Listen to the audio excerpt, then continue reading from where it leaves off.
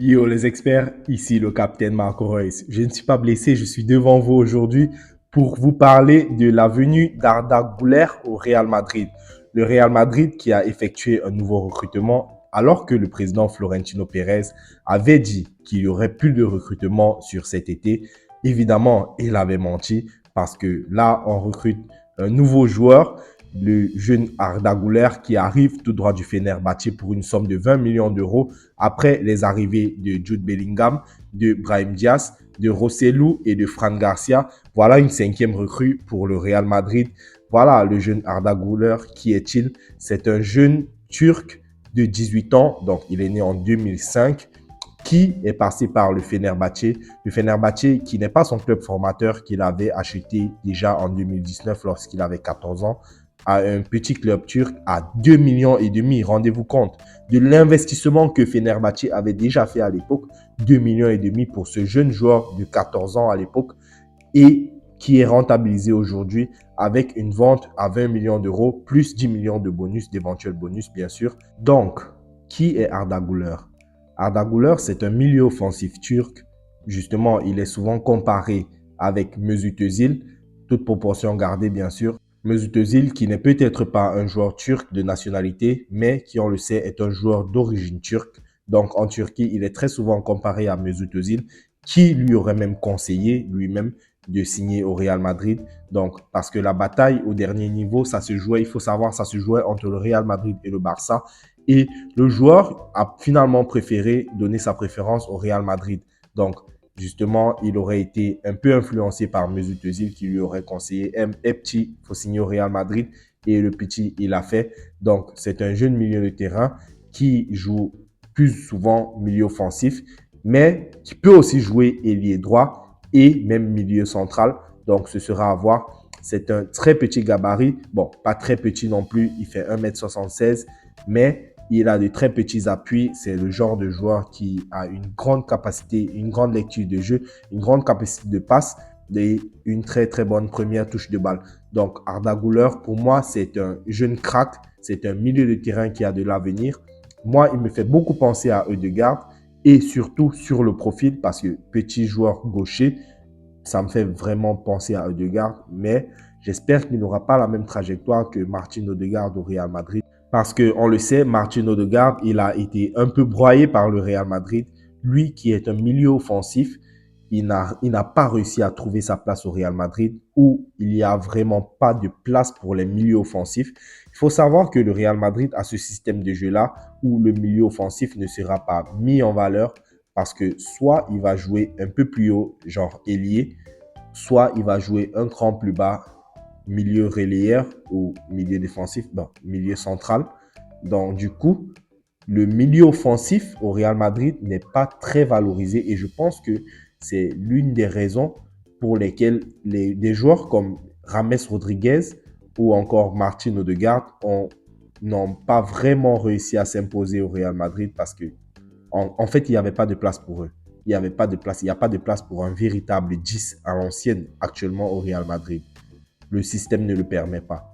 Et c'est pourquoi j'ai très peur pour le jeune Arda Güler, mais je pense quand même que c'est un joueur qui est très polyvalent et qui va pouvoir s'en sortir sur une aile. Je pense l'aile droite. Il pourra être le remplaçant de Rodrigo et ça s'est vu dans sa hitmap de cette saison. Cette saison, le jeune Arda Güler, il a joué 35 matchs. 35 matchs pour 6 buts et 7 passes décisives. Et dans ces 35 matchs-là, justement, il aura joué 19 matchs en tant qu'ailier droit, dont 3 buts et 6 passes décisives, et 10 matchs en tant que milieu offensif. Donc, on le voit, même dans son club du Fenerbahçe, il a plus joué sur les droites cette saison qu'en milieu offensif. Donc, pour moi, c'est un joueur qui est à vocation offensive. Le faire jouer en milieu central serait un gâchis, surtout qu'on a énormément de milieux de terrain actuellement au Real Madrid. Il y en a 7 au total. Donc, ajouter un huitième milieu de terrain dans cette liste-là, ça ferait quand même beaucoup pour le milieu. Donc, pour moi, Arda Güler, il arrive principalement en tant que remplaçant de Rodrigo et la bonne nouvelle aussi, c'est que le Real Madrid a assuré qu'il ne le prêterait pas cet été. Donc, il va rester dans l'effectif. Il ne sera pas mis à disposition de la Castilla. Donc, il va jouer en équipe première. Donc, clairement, c'est une marque de confiance que le président Florentino Pérez lui accorde, que le coach Carlo Ancelotti lui accorde, de pouvoir évoluer dès sa première saison en équipe première et de pouvoir être le remplaçant sur l'aile droite. Donc, on espère qu'il va avoir du stats parce qu'on l'a vu avec Fenerbahçe, il avait quand même des stats, 6 buts et 7 passes décisives pour un joueur de 18 ans, c'est très bien, c'est de très très bonnes stats. Et bon, c'est vrai, le championnat turc, c'est pas la Liga, mais c'est un joueur qui déjà, quand on voit ça, on sait qu'il peut avoir des stats. Et ça, c'est très important.